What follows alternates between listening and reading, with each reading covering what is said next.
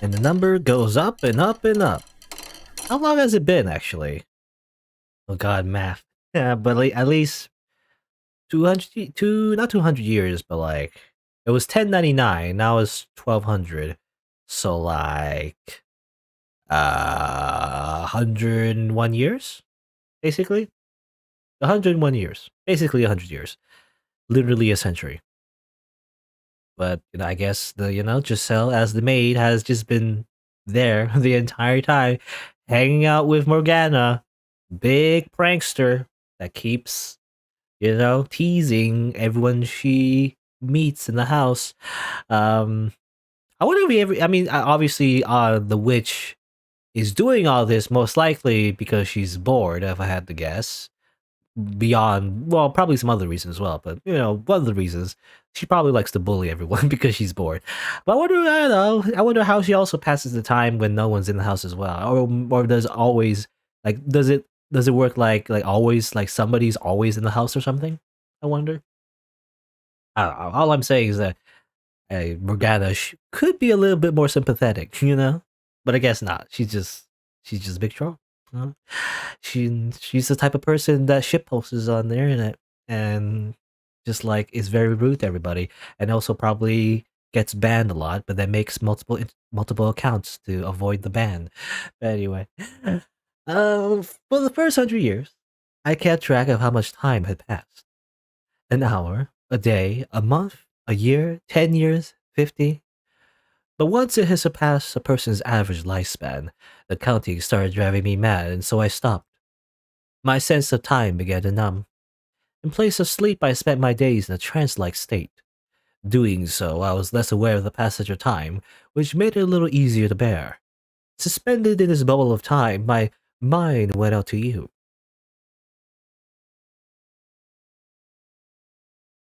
Okay. Oh, increased it more, actually. 1300, okay. Oh, which makes sense.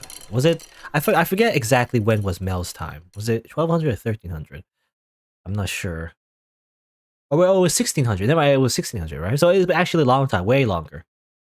For some reason, I thought 1200 was the starting of Mel's story, because I thought that would be the next thing, and it probably will be, but that's not it yet, I guess.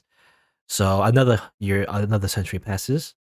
Next thing I lost, the next thing I lost, the next thing I lost a sense of was myself. Okay, for some reason I read that sentence weird. The next thing I lost a sense of was myself. I lived as a human for 21 years. After spending nearly 10 times that trapped in the mansion, I began to feel like that was all I had ever been. That maybe my past was all a construction of my imagination. That as an otherworldly being, I merely fantasized about being human. That I actually had family. Had there actually been other people in the world? The cities and villages ever really exist? Was there ever really a time when the light shone through the windows? When we were happy? But I knew if I started doubting everything, I wouldn't be able to maintain myself. So I settled on believing one thing. That you, Michelle, were real. That you had been with me. That I had loved you. That it was you I was waiting for. I try to always remember that one fact. Yeah, it makes it more sad, actually, one of the endings where we leave the mansion, and then he was desperately trying to get you back, but you left anyway. My characteristic energy and cheer were disappearing. By then, I hardly ever raised my voice anymore. And in response to that change, the witch seemed to treat me a little nicer.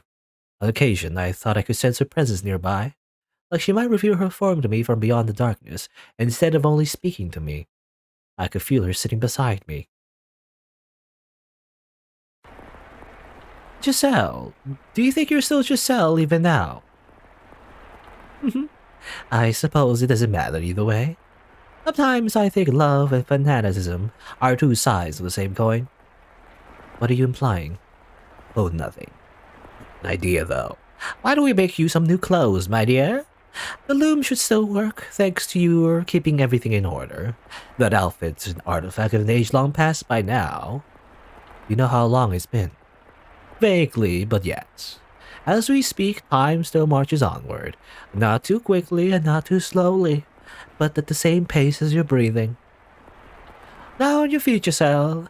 We have plenty of time, so let's make you the perfect maid's outfit.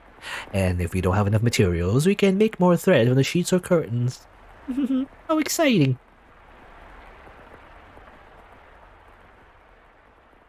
Following her instructions, I wove garments in a style that did not exist in my era. They were quite strange to behold. The old me might have been stricken with fascination by them, but at that point I wasn't sure how to rejoice, how to be impressed, or how to even be moved anymore. Okay? 1400s, 1500s. You know, if I was more into like history or like well, I mean I like history, but like, more of a nerd, basically, when it comes to history, I would be able to like maybe give context to all the years that have been passing by this entire time. But not really. I don't really remember. Like it's all blurred to me. 1200, 1300, 1400, 1500. It's all the same in my head. I don't know. It's around that's around the medieval age, right? Medieval age, late medieval time, and then gunpowder was like gonna be pretty soon after around 1600s as well. I don't know. Or maybe not. I'm not sure. Anyway. It sounds like rain again. Hiss. Hiss, hiss, hiss. What year is it? Hiss, hiss. Oh, it doesn't matter what year it is. It doesn't matter where it is. As long as you're there, it can be any time, anywhere. Where are you, Michelle? What are you doing?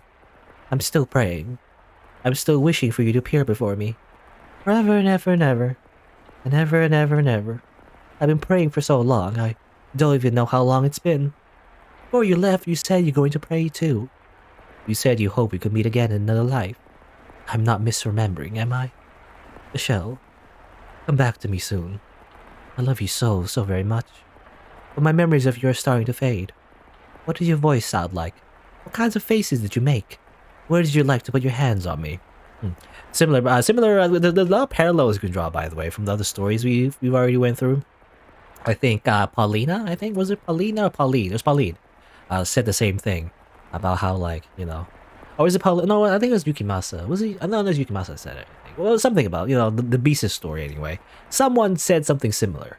I guess when you're out in sea for so long, you start to forget the other person. I think it was Yukimasa that said it. Anyway, it's funny though because he probably said it disingenuously, because all he did was torture some dude and execute a guy. So I don't think he really bothered to actually care about Pauline all that much. But anyway, I don't want to forget.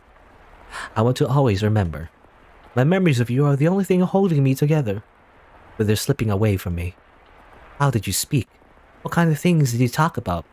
I can sympathize in the sense that whenever I read like a visual novel or any kind of video game that is takes quite a while to go through and it doesn't have like innate voice acting, and so I give voices to the characters myself, I'm sympathetic to the fact that I also sometimes forget the voices for the characters, so sometimes the voices just warp to something else the next time I play, and that's what happens. But anyway, I'm losing all these memories. Please, Michelle, come back to me before I forget everything. My beloved master. The thought crossed my mind that maybe Morgana's guarantee that you would be reconstructed was just a lie to trick me into staying here, but I quickly discarded it. Because if she had been lying, it would strip all meaning from my very existence. It would take me from me, or it would take from me my purpose for being here. So I didn't want to accept that possibility. I had no choice but to persevere in my belief that you would return. I guess the sunken cost fallacy. I always thought I would be alright, that my faith would then never waver. I still believed in myself, but you can be the most happiest, optimistic, resolute person in the world, and you will still break eventually. Oh, that's also a line that I think I find familiar. I think they said that before. Someone said that in the previous stories. And I was at the point where even the slightest tap would shatter me into fragments. Oh, it was in Jacopo's story actually, the Industrial Revolution one. It was about the white hair girl, like writing a letter and everything. So eventually she also broke down. I think it was the same line.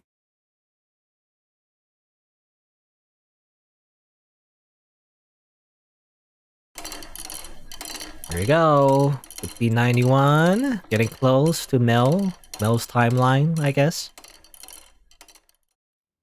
Several hundred years after I was enslaved within that mansion, something changed for the very first time. So how long has it been? So like, it was like 1099, now it's like 1591. I hate math. I want to say 500 and... What?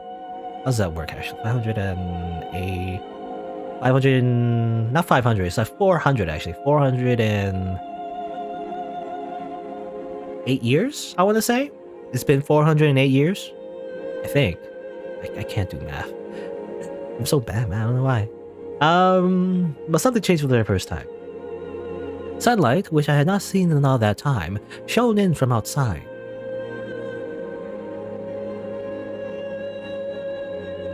At first, I did not believe it was real.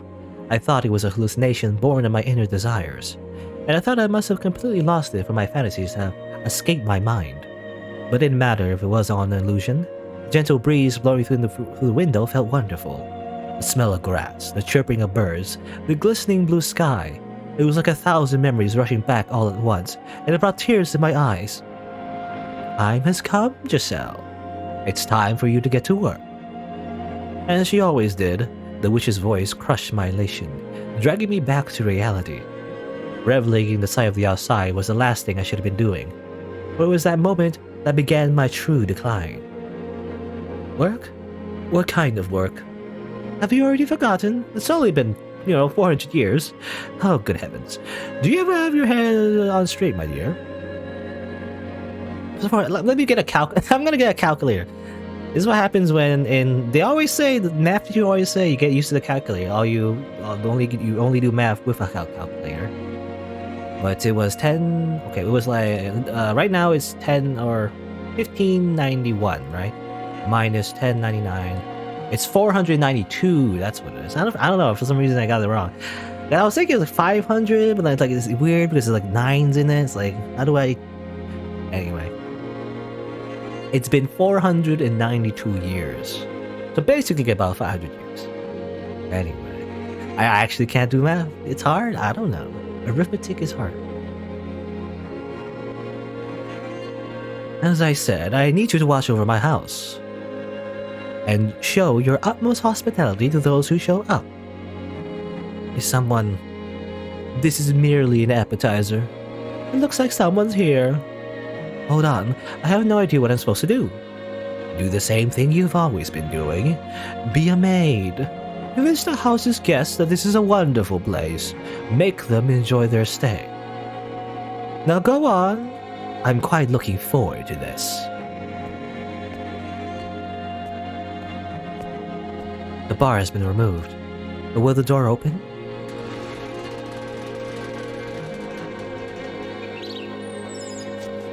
For so long, the door had refused to budge. For so long, light had forsaken these halls. For so long, there had been no trace of life. And now, all of that had been turned on its head. I felt like I had stepped into heaven on earth. I know it sounds melodramatic, so please don't laugh. It was almost certainly a perfectly ordinary slice of nature. Leaves and grass rustled in the wind, flowers specked the earth. And in the distance was a city I didn't recognize. I wondered where I was, of course, but neither shouted nor jumped in surprise. Instead, I found myself accepting of my circumstances, as unnatural as they might have been. As I was standing there idly before the entrance, a carriage rolled up. Egad, could this road be any bloody worse? It's in dire need of paving on top of everything else. And who might you be, young lady? That outfit. He's speaking in a different language. The middle-aged man approached me. From his attire and the way he held himself, he appeared to be upper class. However, the words coming out of his mouth were not in the language I had grown up speaking.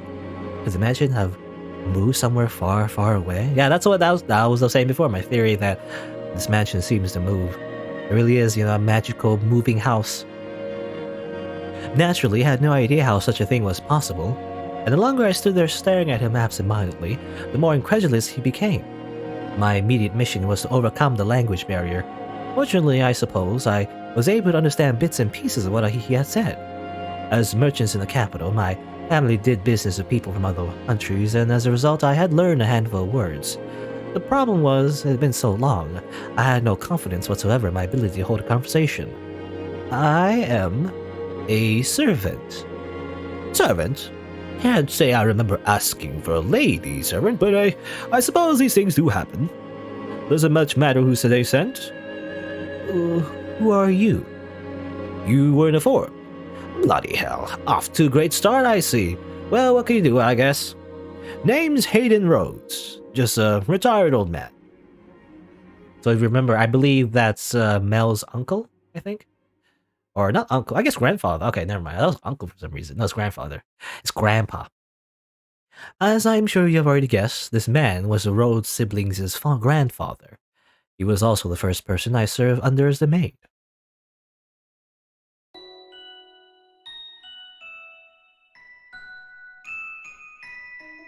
For a member of an esteemed noble family, Hayden was a bit on the eccentric side. He only hired a handful of servants, claiming he was not fond of clamor. There was a single chef, a physician, a servant to take care of the cleaning, and then me, who served as his personal assistant. Whenever he got the chance, Hayden would chase me down, make me practice proper etiquette. According to him, I had much to learn. You are at least technically a servant of the Rose family, young lady, so I can't have you around playing the country bumpkin act. Yes, sir. I will have to do something about that accent too while we're at it. I have an accent. Thicker than bloody molasses. Now, I have no interest in sticking my nose into your business, asking where you hail from, but while you're here, you must act the part, young lady. Lucky for you, I'm retired and I'll have all the time in the world. How did you ever think you need to know about proper etiquette? Alright. So I wonder, though, where we are. I believe, he's saying bloody hell, you know? He's probably British, right? He's saying bloody hell. He's probably British. And I wonder, because it feels like Mel's story is definitely in Britain. The second story, I'm not sure where that was. Again, Javi, because I'm trying to think, Javi is a particular name from like a particular place. I think I remember saying it. Oh, maybe I didn't. I don't know. I forgot where. I don't know. It's from some place. Like I think it was Dutch was mentioned. Obviously, you can mess with Japan, but I don't know. I'm not sure exactly where that place was, to be honest. But it was some place. And then the Industrial Revolution one, you know, the one with Jacopo, definitely was in America. So it's been moving. I just wonder where Giselle and Michelle were from initially. I guess, well, it'd be France, right? Yeah, because I remember, yeah, Michelle is a French name. So definitely France. So that's, yeah, so they were in France, somewhere in France. France, then Britain, then somewhere, then America. What was, I don't know, Javi's like...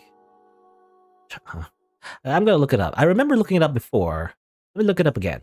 Because I remember Javi is a name that appeared, because he was one of the characters that appeared in the third story, was it? Or the second story? It was the second story, the one with the beast. Javi name origin. Google it real quick. It says here, Javi is a boy's name of Spanish and Portuguese origin. Portuguese? So around there. So I'm thinking like Spain, maybe? Around Spain or Portugal, somewhere there. Probably like on the way to Japan or something. So probably around there, if I had to guess. Anyway, it was probably at the, well, most likely during that time was also the age of exploration, right? When ships were colonizing and everything. So definitely Spain and Portugal were the ones doing that for the most part. So maybe that's another hint? I don't know. Anyway. Speak up, will ya? Also, I don't know if I can't do a British accent. I remember looking up videos, you know, how to do British accent and everything. I forgot it all, however. Yes, sir. So I can't really do, I can't do accents in general, to be honest. Hayden did not go easy on me either. In addition to my day-to-day duties, I studied etiquette, the language, proper pronunciation, and formal diction. Anytime I made a slightest mistake, it would shout his dissatisfaction. So I imagine when Giselle was talking, she sounds like she probably has a French accent, I guess, from Hayden's perspective anyway. Listen carefully. A servant is the face of a house. A servant's gaff is her master's gaff. Or gaffe? Gaff? Always keep in mind you're not just a maid. You must always act with elegance and grace. You must always maintain your composure even if the house is falling down around you. Whatever happens, you deal with it quickly and quietly. Your language must be immaculate. No ums, ahs, or pauses. For any reason. Yes, sir. No stammering either. Sorry. Bloody hell. You're not gonna make this easy, are you? Whose idea was it that a country bumpkin would make a good servant? I'd like to give her a piece of my mind. I'm not from the country. Not even slightly. I was raised in the capital. Is that so, eh? A prim and proper city girl, are ya? In that case, you should be a quick study. Absolutely. I can learn anything in a week. Tops. Piece of cake. It's funny she's talking like that. She's back to her, like, optimistic self, energetic self after, like, 500 years. Is that so? Alright then, starting tomorrow, I'm tripling your lessons. I didn't think this through. In addition to being my master, Hayden was my teacher. When he yelled, he grew twice his size, and I shrunk to half mine. But it wasn't at all an unpleasant experience, because I knew he wasn't raising his voice to belittle me. His instruction may have been harsh, but it was human interaction. There were people around that I could talk to, and that was wonderful. I was starting to regain some of my humanity. He doesn't appear that way later on, though, in the rest of the stories, however. Unlike me, you still got a long life ahead of you, young lady. You don't say. She definitely has a long life ahead of her. A very long life. I don't know what kind of life you've lived, but I can't imagine it's been all that easy. Not many servant girls your age without a home is to go back to. Which is why you'll need to learn this. Once you've got all the rules and customs down, you'll be able to hold your own on any noble's estate. You shouldn't have any trouble keeping yourself employed. I'm sure you think I'm just a loud, obnoxious old man, but I believe we met for a reason, so I hope you'll stick with me. I don't think about you like that at all, master. You're a remarkable man. One more time. I deeply appreciate your generous consideration, master, from the bottom of my heart. I wonder, I don't know, what kind, I mean, there's a bunch of English accents, like, within Britain in the first place. There's always a typical, I mean, I can't do it, but, like, you always think of the very over-exaggerated, like, I guess, Cockney accent, is that what you call it? But there's definitely a lot of, like, I guess, I want to say dialects? I don't know if that's the right word, but, there's definitely, like, a whole range of dialects, even within the English accent, I think. I didn't know much about Hayden's situation and why he had retired to this mansion all alone, away from the rest of his family. But anytime I asked about them, he would say, "It happens sometimes," with a melancholic frown. Before long, 2 years had passed. By that point, my etiquette had improved enough to satisfy his high standards. In that time, the mansion underwent a number of decor changes, as Hayden brought in sculptors to work on different areas of the house. He also sealed off the rooms that were not in use, such as the observation tower and the chapel. It was a sad thing, seeing areas with so many memories of me falling into disuse. But as a mere servant, I had no say in the matter.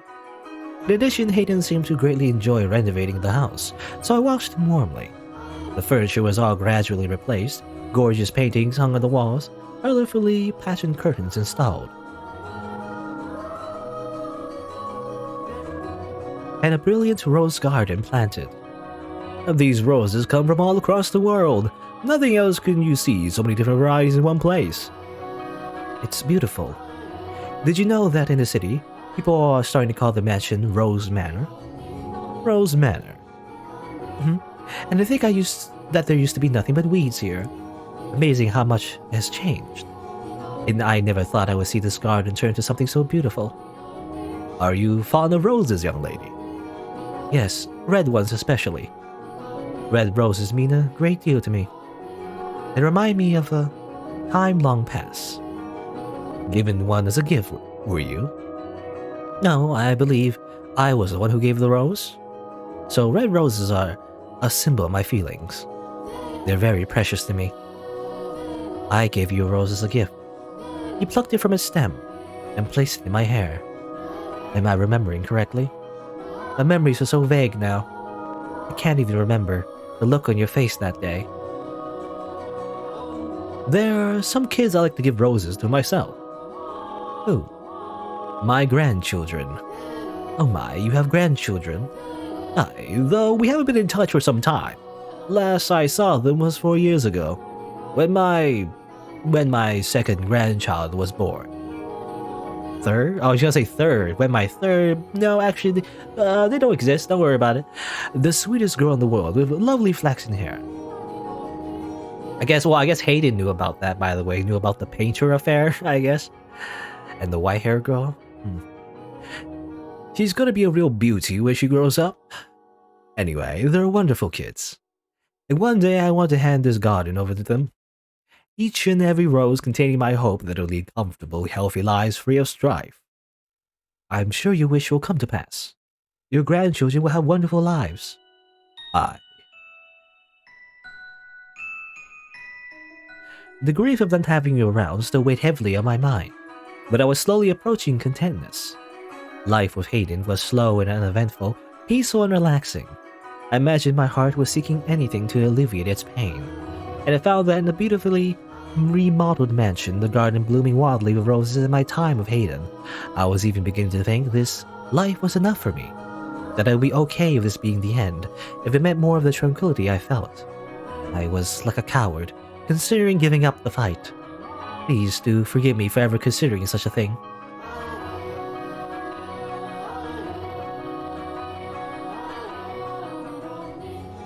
Hayden seemed to be in high spirits that day. A gift had apparently arrived from his son, who lived far away. And it was a tea set, some leaves, and a small jar of sugar. Miss. How can I be of service, master? Brew me up a pot of this, would you? Be careful not to steep it for too long. You want to get it just right for the best flavor. As you wish, master. You seem quite pleased. Why would I be?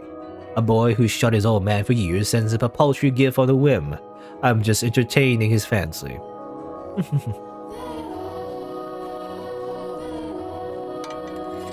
Your tea is ready, master. Ah, what a wonderful smell. Tea and roses are life's best damn spices. Let's see what this boy chose for me. If it's no good, I'll be sure to write him an angry letter. He looks so happy. He must really love his family. It's a little bitter. Shall I brew another pot? No, it's not your fault. Must be something in the leaves. Would you like to add some sugar then? There was a small jar of it with a tea set. Now that's some bloody fine sugar he's procured.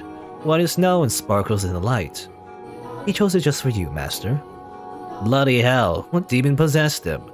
Alright, give me 2 spoons then. Yes, master. Here you are. Splendid. This is some exquisite tea. The sugar balances the bitterness of the leaves perfectly. I guess that boy does have master? Master. The doctor. I need to find the doctor. Water. I'll get some water right away. So please, hang in there. As it turns out, the sugar was too much. You know, they do say, I mean, these days, sugar is very unhealthy for you. So. Thanks to the quick treatment provided by his personal physician, Hayden survived. But he didn't make it out with much more than his life. He was permanently bedridden by the affair. Evidently, the sugar I put in the tea had contained poison, which had done irreparable damage to his nerves and muscles. Most of his body was completely immobile except for his left arm. Why would his son poison him? I kinda don't get it. It's kinda weird. Or maybe someone else? I don't know. Can I bring you something? Some water? I had more than my fill of water. You don't need to wait on me hand and foot. That face says you need to distract yourself by working. I remember what I told you. A noble family service must always act with elegance and grace. You must always maintain your composure. But how can you expect me to remain composed? If I have only been examining the sugar more thoroughly, you never would have noticed, young lady. I examined the sugar, I didn't see a bloody thing wrong with it. It was a damn crafty, that's for sure. Why would he do this? His inheritance, I presume. Something must have come up and he needed money quickly. That's no reason to poison your own father. Blood is nothing but an obstacle to ambition. Or maybe he just hated me. How can anyone possibly hate you? Perhaps that could be said of the me you know. When you live as long as I have, you're bound to make an enemy or two. Mine just happened to be my son.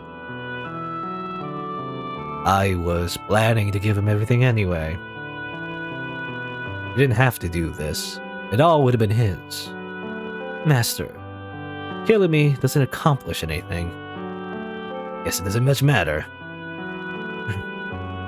Say, can I ask you something, young lady? What can I do for you? I don't want it to get out that Hayden Rose was poisoned, so could you tell people that I passed away peacefully of a beautiful nurse, tending to my every need? You're not dead yet. Please don't talk like that. You're scaring me. No stammering. I'm not saying it'll happen immediately, but I am an old man, and one day you'll wake up and I'll be gone. This is about my own pride, not my son. Last thing I want is to go on a black spot on my name. Tell me you'll do this, Giselle. Never said my name before.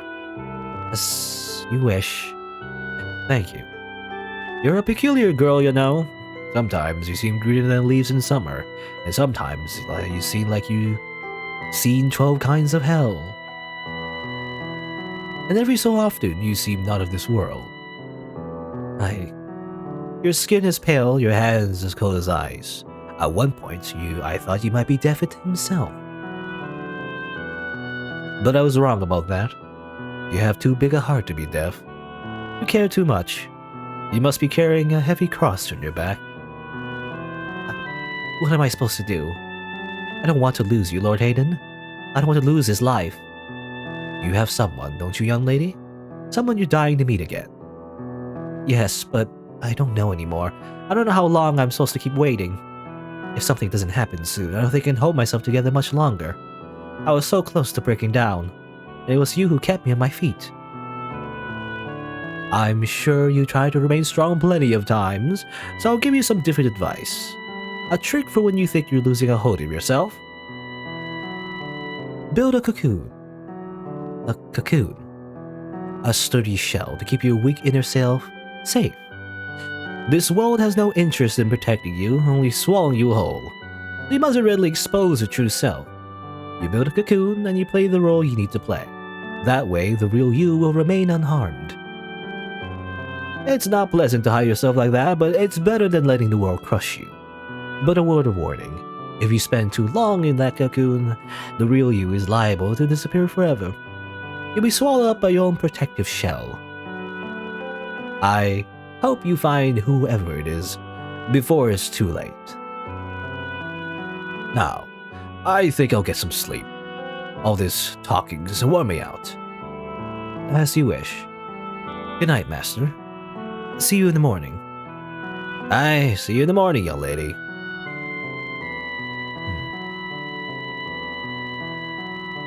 The next day, Hayden was dead. Well, there you go. Like, he had strangled himself with his left hand. Really? What? That's a hard thing to do. I should have been more attentive. I should have recognized how much pain he was in. How much it crushed him to have him been betrayed by his own family. I should have realized how he truly felt. How fragile he really was. I fell into a hopeless gloom. I could hardly believe that the quiet life I had finally attained had been shattered in the blink of an eye. Aiden's other servants quickly went their own ways, and I vividly remember the dirty looks they all gave me. Everyone who knew how he died assumed I had done it. I had no reason to kill him, though, but they had more than enough to believe so, for I had indeed been the last person to see him alive. I held firmly to the story he asked me to tell. While I was unable to convince the other servants, his family was far more accepting of the story that he departed from the next world happily, though that did not make the truth any less heartbreaking, especially since I was the only one who knew it. Why does this always have to happen? I was happy, but can never seem to keep hold of it for more than a flash. Despair always comes marching in to rip it away. What? What am I doing here? What kind of person were you, Michelle? What kind of person was I? Oh.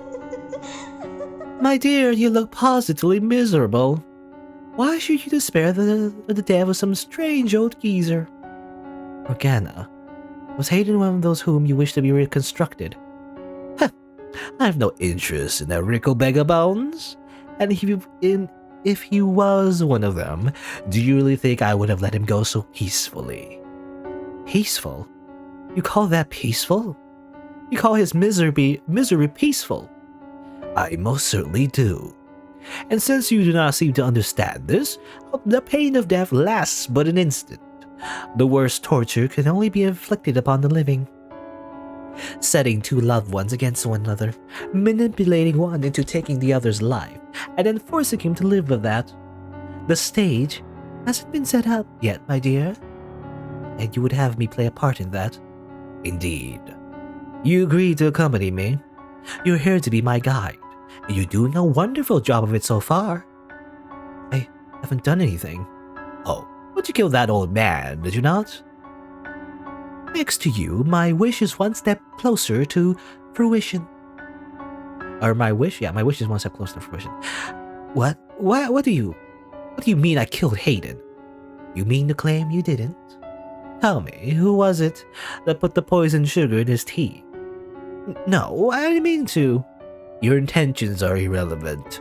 Everything moves along the path forged by my wish, and you shall continue to follow its will.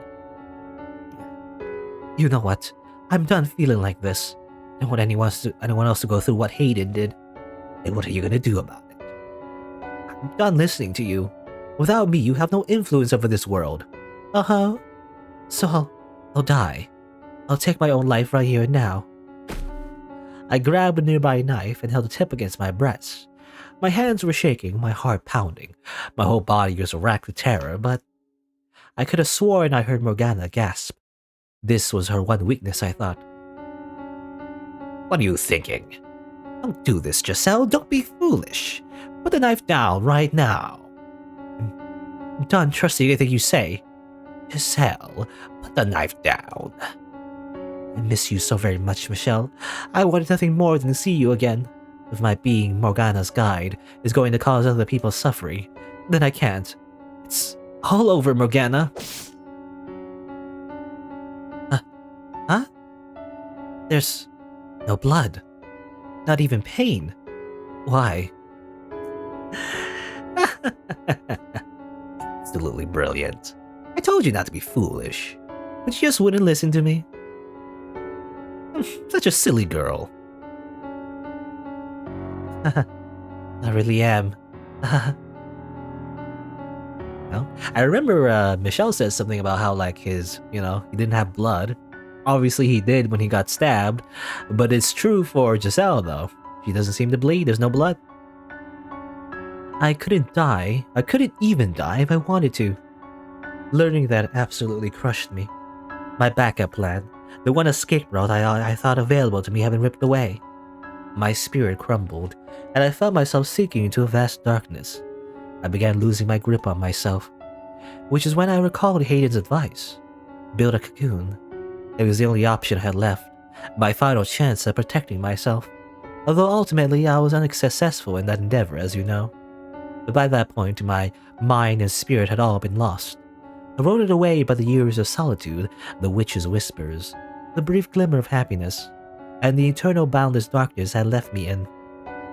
It was in that moment that all light had drained from my eyes, And it was in that moment that the maid was born.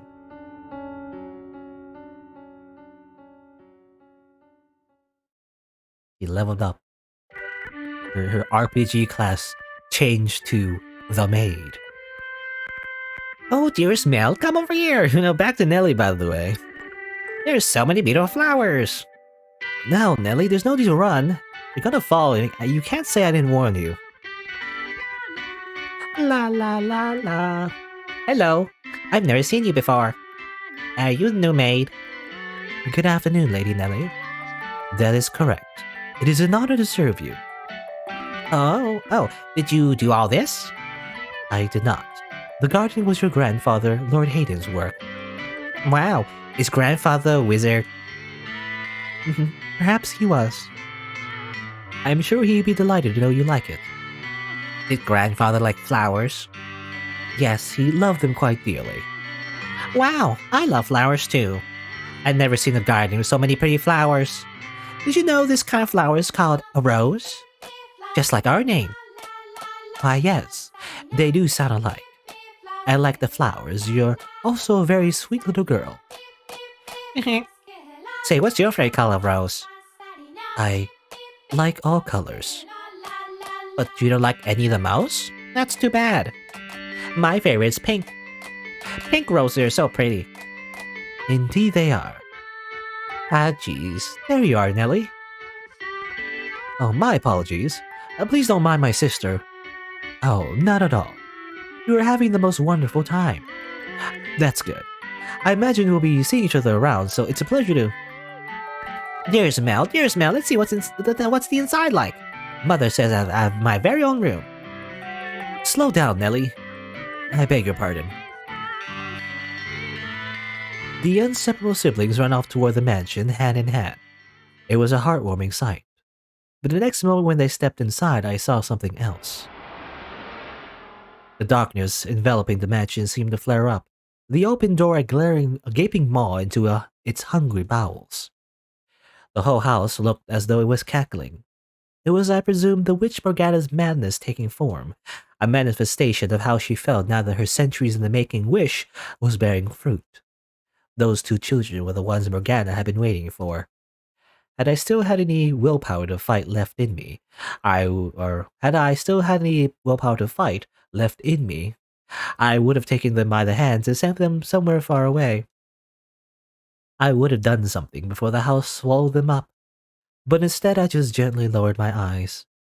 Misfortune would surely sink its teeth in those two children before long. Pain and misery would befall them. I know no good lay ahead for them, but my heart had all but frozen solid. I had my hands full taking care of myself, so I let Hayden's beloved grandchildren fall into the witch's hands. I was, for all intents and purposes, Morgana's marionette.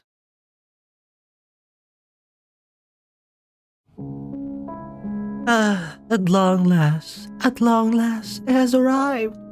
The time I've been waiting so long for has arrived. Darling, devoted Giselle, I know not how to describe for you the fiery excitement burning within me.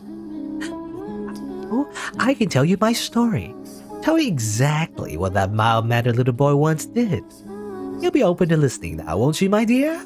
And you'll surely understand that I'm doing nothing wrong. Ah, yes, Morgana did nothing wrong. Because you're my ally and my trusty servant. You and I, we live in the same world. We're as close as family, are we not? Yes, as you say. Let us curse them, all of them. Let us inflict the pain worse than physical torture on them. Let us put their souls on the rack for all eternity. Curse them, make them suffer, curse them. Now listen carefully, Giselle. This is a tale of wicked men, and my curse upon them. The witch spat her curses for some time, the bile overflowing from her words, the pure unadulterated hatred burning within, consuming more than the horrifying things they described. She was brutally honest, each word a carefully sharpened blade of animosity. How much bitterness did you have to carry inside you to become like her? How long did you have to feel nothing but hatred to become like her? I felt like if I let my guard down, I would be consumed by her enmity. It would become mine, and I would grow to despise them myself. All the while, I kept my mind on one thing, one single thing. That is, what was left of my mind, locked away inside of a shell of my own creation. It was that solitary truth that allowed me to hold on to my human emotions, to continue believing. I'm always waiting. My love will never fade. When I was still my old self, I called them master and would do anything for them. Michelle, that was their name. They were beautiful. They had pearly white hair and ruby eyes. They are going to come for me.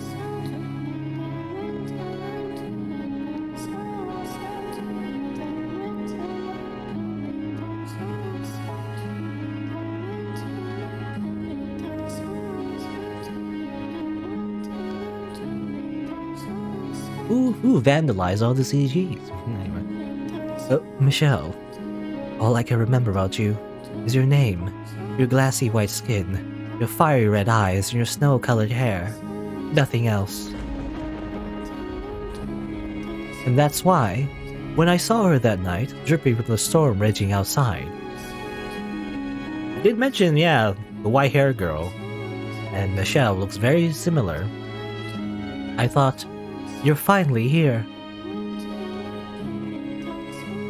Because I didn't remember enough to know any better. You already know who I speak of, don't you?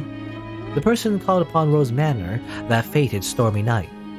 The girl with almost translucently pale skin, chillingly white-haired eyes like jewels. Ah, what a beautiful girl. Her hair, her eyes, her porcelain skin. It all matches the person in my memories. She must be the one I've been waiting for. If she is something the matter? No, I just thought I felt someone watching us. It's only your imagination, I'm sure. If not your imagination, then perhaps some unseen force was watching you.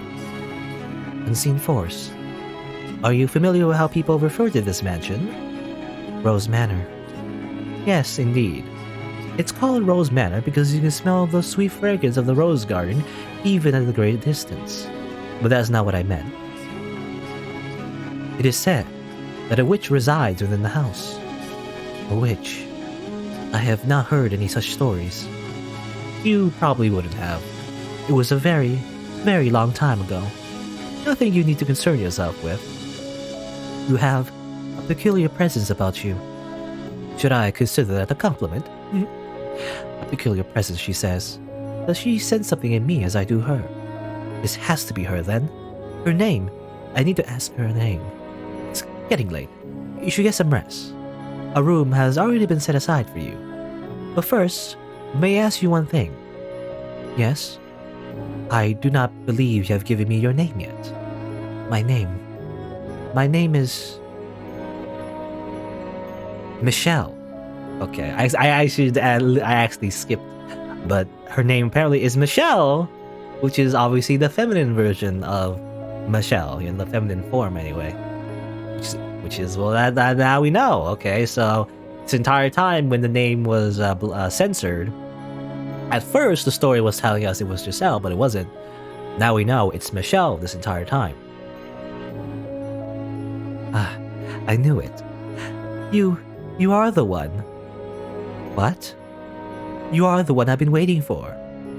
I have endured so much in anticipation for this moment. I don't know what you're talking about. You see, there's something called Rule 64, or was it? I don't know. I can't remember what it was, but it's a meme. How like one of the rules of the internet is that you can simply gender bend anyone. So it really is, Michelle became a waifu, so that I could reunite with you. You came to this place to see me again, did you not? Held tight to those wonderful memories until you can make it back to me. I never gave up hope. I always believed, and I hope you'll praise me for that. I ask you to please say my name. To please make me... I don't know anything about you. I'm sorry. You seem to be confusing me for someone else. We've never met before now. You jest. You are Michelle, are you not? That is my name, yes, but it's a fairly common name. Surely you're confusing me with... That cannot be.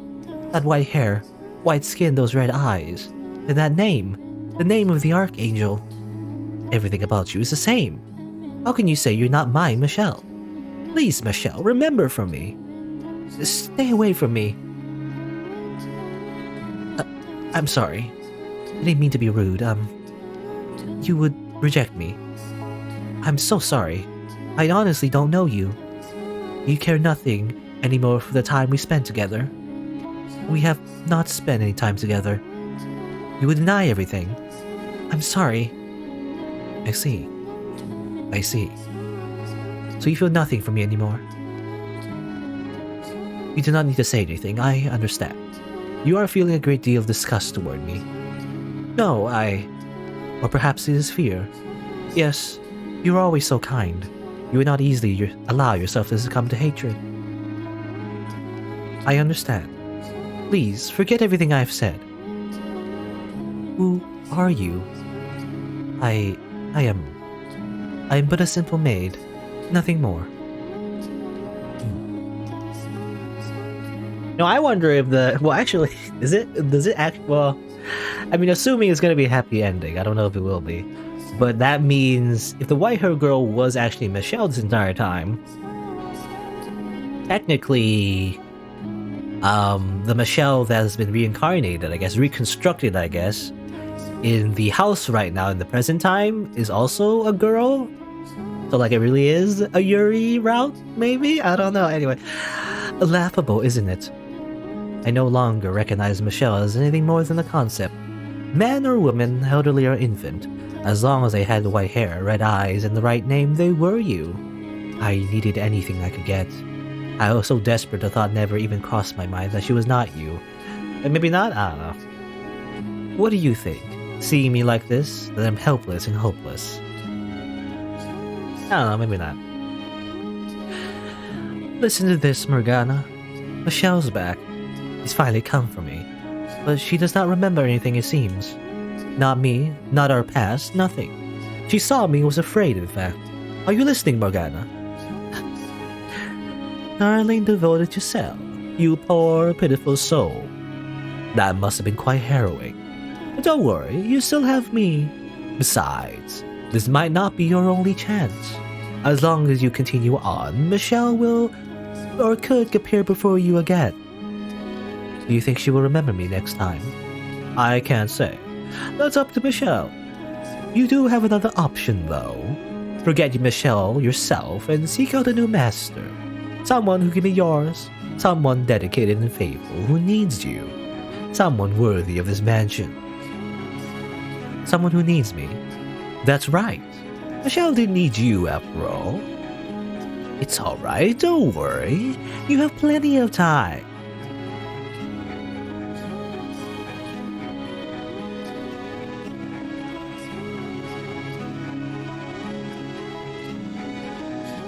Here we go again. Mel is being awkward. Trying to like flirt with the maid while his sister is totally, in love with him. And everything, and that causes tragedy. Again, probably not the worst tragedy, really. Unless he killed him. I don't know, like, maybe he committed suicide. I don't think he committed suicide though. He was depressed for a long time. He ended up living by himself, but in the grand scheme of things, not so bad. Yeah, he just met her like for such a short while, just to say that he fell in love with her, I don't think that's realistic, in my opinion anyway. It's funny though, how Michelle, like, he became a girl. That's his curse, I guess. Becoming a waifu and dating a bunch of bad men. Except Mel. Mel, I don't know, he wasn't bad though. He wasn't abusive, so again, at the very least, he's actually the least worst tragedy, really. It just made him sad. He was just sad.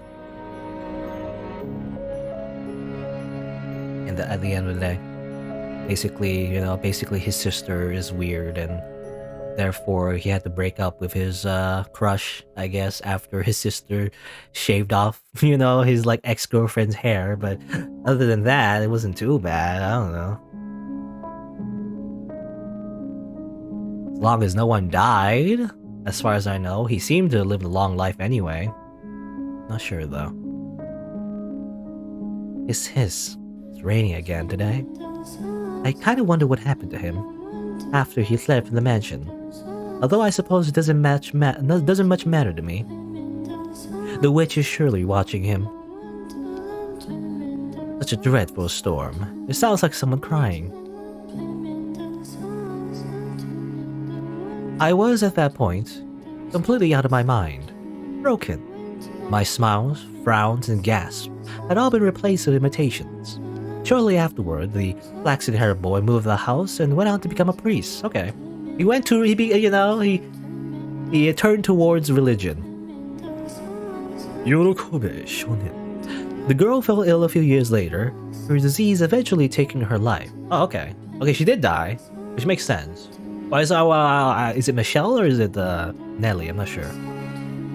But the boy never once returned home. The Rhodes family crumbled. Yeah, I'm not sure if they're talking about the girl or which girl, basically. Not sure. But either way, I guess it makes sense because a white-haired girl eventually dying, probably because she's on the streets. So that's typical. Nelly probably could also have died because of her twisted desires and being rejected and everything. Probably went to deep depression, eventually wasted away, most likely. I couldn't bring myself to grieve for them, or to reflect on Hayden's sorrowful end. I simply waited for time to begin moving once more. So really, actually, I said before it wasn't the worst tragedy.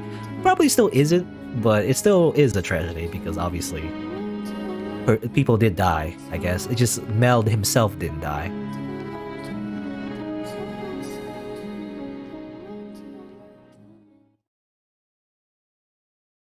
And then again, well, Yukimasa, that's what I'm trying to think. The other guys, Yukimasa didn't die. He just went on a killing spree, I guess. And Jacob also didn't die. I guess everybody else around them died, which makes sense.